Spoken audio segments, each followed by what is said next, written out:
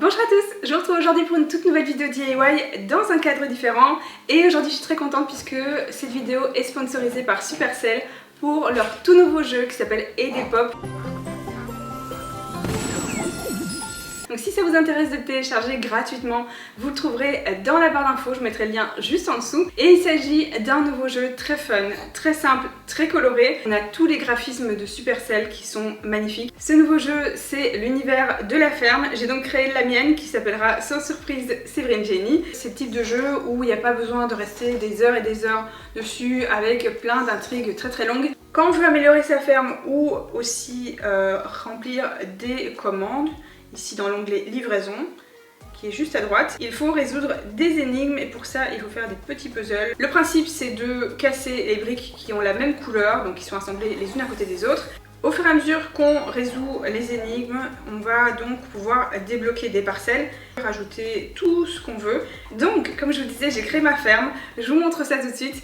Et vous pourrez d'ailleurs me rejoindre puisque j'ai créé un voisinage qui s'appelle Hey Sève avec la petite tête de poule. Au fur et à mesure, en montant, on va donc changer de saison. Des saisons sont disponibles tous les mois, donc c'est cool, il y a tout le temps de changement.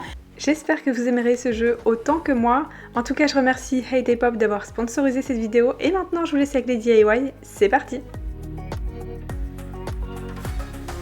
Pour ce premier DIY, on va créer des pompons. Pour ça, j'ai pris de la laine 100% coton et je l'ai choisi beige. J'ai pris aussi une petite palette. Alors, prenez n'importe quel petit accessoire qui soit de la même taille, on va dire 10 cm environ. Vous allez tourner autant de fois que vous le souhaitez. De mon côté, j'ai fait ça pendant 30 tours. J'ai déjà montré plusieurs fois comment réaliser des pompons. C'est assez simple et j'avais créé une vidéo spéciale il y a quelques temps sur la chaîne. Je vous la mets dans le petit i là-haut, bien que j'ai déjà utilisé ces techniques dans quelques-unes de mes vidéos parce que j'adore les utiliser pour créer de la déco.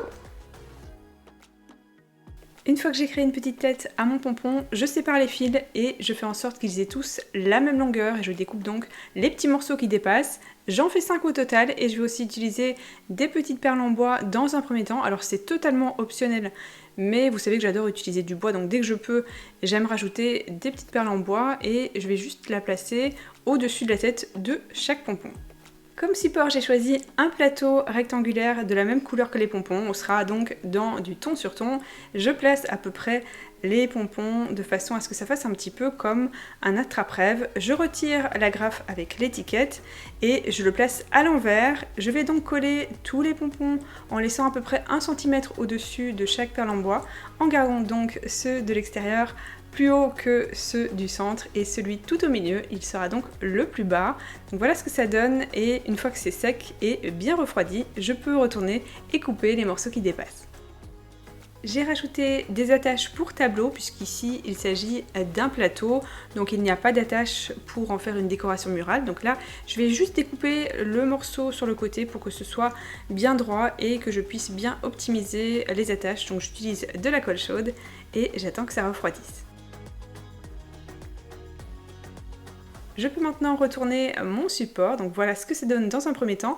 Et j'ai pris aussi de la corde, toujours du ton sur ton. Je vais faire un petit nœud dans la première attache, donc un double nœud pour que ça tienne bien. Et je vais regarder quelle longueur va être nécessaire à peu près. Je vais couper pour pouvoir insérer des grosses perles en bois. Alors on va dire qu'elles sont moyennes parce que j'en ai d'autres qui sont encore plus grosses. Mais pour pouvoir bien rentrer, j'ai donc rajouté un petit peu de colle chaude et coupé l'extrémité. De cette façon, le bout de ma corde va être bien dur. Et là par contre, j'étais très contente de mon idée parce que c'était vraiment beaucoup plus simple. Je vais donc avoir 3 perles à gauche et 3 perles à droite. Donc je rentre toutes les perles et ensuite je fais un double nœud dans l'autre attache.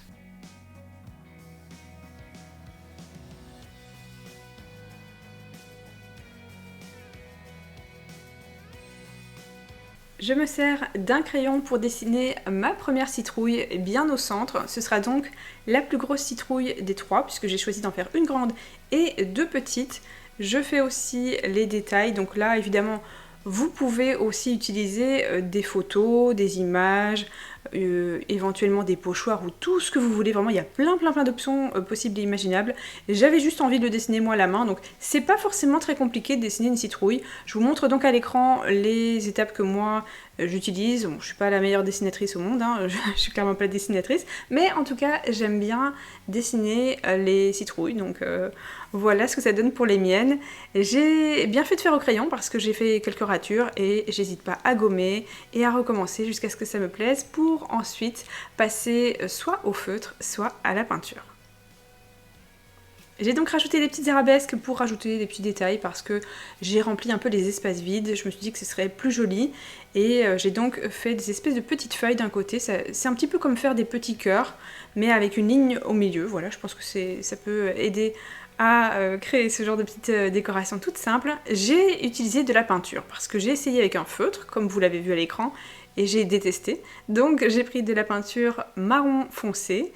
Alors dans un premier temps, parce que vous me connaissez, hein, donc je vais finalement trouver que c'est trop foncé et que ça fait pas citrouille, donc j'ai donc utilisé aussi de la plus claire, voilà, pour celle du milieu, dans un premier temps toujours. Donc celle-ci restera à peu près marron. J'utilise donc de la peinture pour tout recouvrir.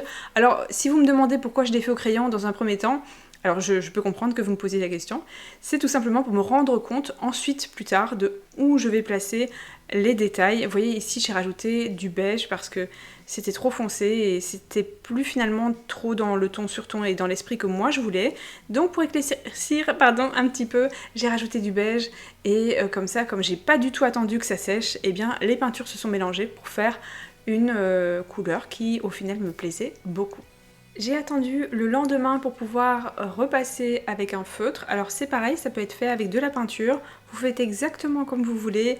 De mon côté, j'ai pris un gros feutre noir. Ça peut d'ailleurs être fait en marron foncé aussi, pour avoir des traits un petit peu plus doux. Si jamais vous êtes un peu moins sûr de vous, ça peut aussi être une bonne idée. Je fais la même chose sur les petites. Et par contre, j'ai pris un feutre beaucoup plus fin pour faire les petits détails, sinon vraiment ça aurait tout gâché. Et le but était vraiment de rajouter des détails pour embellir ce que j'avais créé. Donc hors de question de prendre un gros feutre pour ça. Voilà ce que ça donne pour le feutre. Maintenant, j'ai rajouté des détails avec de la peinture dorée. Donc là, en fait, on gagne pas vraiment en opacité. C'est plus pour rajouter du relief et un petit peu plus cette touche automnale que je trouve que celle que j'avais choisie juste avant n'avait pas. Donc là, vous me voyez rajouter des touches de lumière parce que je trouve que c'est plus joli comme ça. Et voilà ce que ça donne pour ma décoration murale. Évidemment, n'hésitez pas à utiliser n'importe quel support pour faire la vôtre.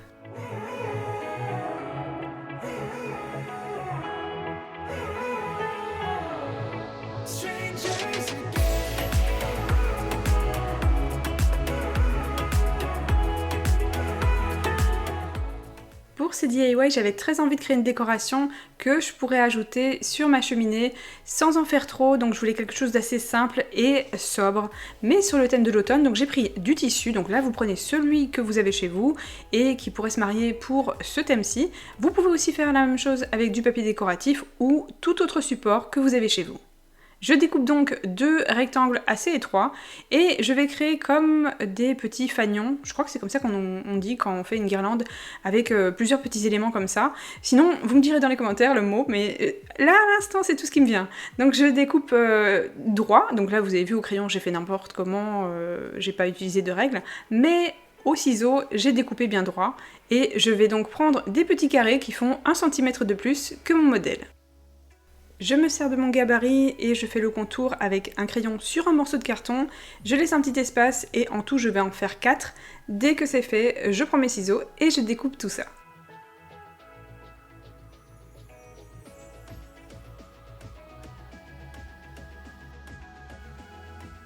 Je prends de la colle et j'en place bien sur toutes mes petites pièces en carton. Et je place ensuite le tissu, évidemment du côté qui est uni, puisque là, vous voyez, le côté coloré et où il y a des écritures et tout ça, il va être à l'arrière. Donc là, je fais une petite découpe au centre et j'utilise de la colle chaude. Prenez la colle de votre choix, mais là, ça me semblait être une option assez facile. Donc je me sers des ciseaux pour ne pas me brûler, puisqu'évidemment, vous pouvez le voir à l'écran, j'ai un tissu avec plein de petits trous, et évidemment, la colle passe à travers, et là, c'est directement sur mes doigts. Et d'ailleurs, je me suis brûlée en faisant ce DIY, donc faites attention à vos doigts. Je découpe les pointes sur le côté, en biseau de façon à ce que ce soit plus simple pour moi pour recouvrir toutes ces pièces. Attention de bien laisser la partie du haut libre, on s'en occupera à la fin. Je vais prendre du papier décoratif et évidemment vous pouvez prendre celui de votre choix, soit ça fera très automne, soit vous avez choisi une espèce de code de couleur, donc là c'est mon cas, j'ai choisi du gris bleuté, vous voyez c'est un peu un entre-deux. Je vais couper ou plier en 4, puisqu'ici j'ai besoin de 4 petits morceaux carrés, puisque vous pouvez voir que les pièces au-dessus ont une partie carrée et ensuite il y a les 2 pointes en dessous. Finalement les carrés seront trop grands, puisque je veux que ce soit bien centré et que ça prenne pas trop de place sur le tissu, donc je découpe à nouveau, et une fois que ça me plaît, je m'en sers comme gabarit pour découper les 3 autres. Je vais coller chaque morceau de papier sur la partie qu'on a créée juste avant. Attention de ne pas dépasser du morceau de carton qui est à l'arrière, parce qu'on a vraiment besoin de cette place libre en haut. Alors attention, si vous utilisez de la colle chaude, ne mettez pas directement sur le papier, ça va le déformer, ça va pas faire joli, donc laissez sur le tissu, quitte à laisser sécher 1 ou 2 secondes pour que ça refroidisse. Là à l'écran vous me voyez écrire la lettre F, donc là vous le faites au crayon, ou vous vous servez d'un exemple que vous imprimez comme vous voulez. Vous pouvez aussi utiliser des lettres en bois, ou d'autres lettres qui peuvent exister. Moi ce que je voulais faire c'était utiliser de la récup pour que tout le monde puisse le faire, qu'il n'y ait pas besoin d'acheter des lettres pour pouvoir faire ce DIY. Donc je fais d'abord un F et une fois qu'il me plaît, je m'en sers de gabarit pour la hauteur pour que toutes les lettres aient la même hauteur. Donc je vais faire ça pour le A et on va écrire folle, vous l'avez compris. Il y aura donc un F, un A et 2 L. Donc là c'est la facilité pour la fin, puisqu'évidemment un L c'est beaucoup plus facile à faire qu'un A. Finalement c'est la lettre qui est la plus compliquée. Je vais donc regarder que ça rentre bien dans mon carré et vous n'hésitez pas d'ailleurs à le faire de la couleur que vous voulez. Je me suis servi à nouveau de carton que je ne vais pas recouvrir et c'est pour cette raison que je l'ai choisi beaucoup plus chaud que le carton juste avant. Vous voyez, ça fait craft et c'est un résultat que moi j'aime beaucoup. Si vous préférez, n'hésitez pas à le peindre ou encore à le recouvrir avec ce que vous voulez. Pour coller chaque lettre sur le carré, bien au centre, j'ai choisi de la colle chaude. Évidemment, c'est à vous de voir ce qui sera le plus pratique pour vous. J'ai pris ensuite de la corde de jute, donc vous pouvez voir que ce sera nickel au niveau de la hauteur. Alors par contre, j'ai fait une erreur monumentale pour ce DIY. Heureusement que vous voyez, en fait, là je vais coller en laissant en fait comme si c'était une petite ceinture. Vous voyez, en fait, la corde n'est pas collée et ça coulisse. Heureusement, parce que je pense que vous voyez l'erreur arriver. Quand je vais retourner, tadam, tout est à l'envers, bien évidemment. Donc voilà, j'ai pu donc retirer tout ça, et heureusement que j'avais donc laissé cette partie qui coulisse. Je prends les 3 autres lettres, et cette fois-ci, je les place dans le bon sens. C'est beaucoup mieux comme ça, donc là vous pouvez le laisser comme ça ou rajouter des petits détails. Moi j'ai pris ces petites branches artificielles que j'ai attachées d'abord avec une corde pour éviter de mettre trop de colle et que ça fasse pas joli. Donc là j'hésite pas à bien faire le tour et à rajouter un peu de colle chaude, j'attends que ça refroidisse et je coupe le morceau de corde en trop. Vous pouvez aussi rajouter des pommes de pin ou tout ce qui vous fera plaisir. J'ai aussi rajouté ces mini citrouilles.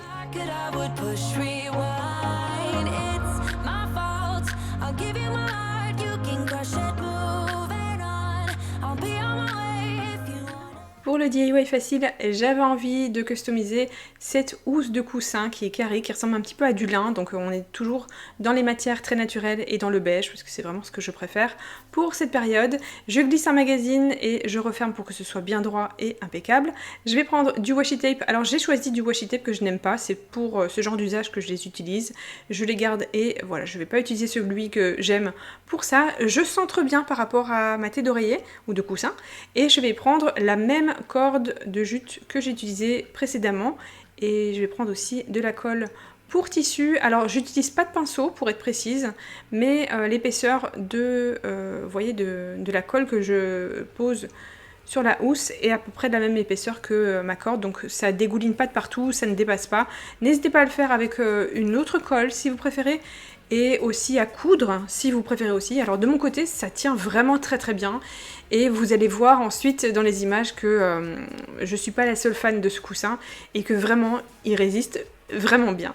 Je commence par créer un H. Pour ça j'ai aligné 2 morceaux de corde et un autre que j'ai décidé de placer par-dessus les 2 autres et j'ai fait exprès de bien le faire dépasser en dehors du H et je vais maintenant créer un haut. Alors pour ça je vais d'abord assembler les deux morceaux une fois que j'ai vu la taille qui était nécessaire.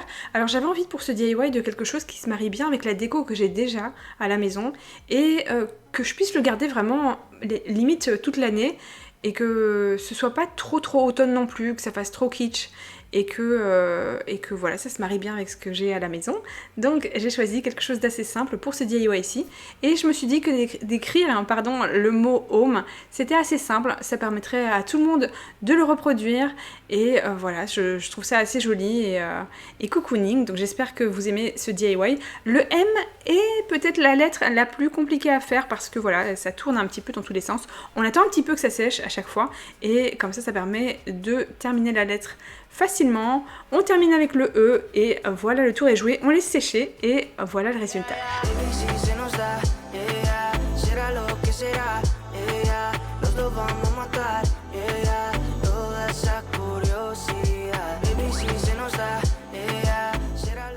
C'est la fin de cette vidéo DIY, j'espère vraiment qu'elle vous a plu. N'hésitez pas à retrouver le lien de Heyday Pop à télécharger gratuitement dans la barre d'infos et surtout à me rejoindre pour qu'on puisse jouer ensemble. En tout cas, j'espère que cette vidéo vous a plu. Je vous fais d'énormes bisous, prenez grand soin de vous et je vous dis à très vite dans une prochaine vidéo DIY. Bye!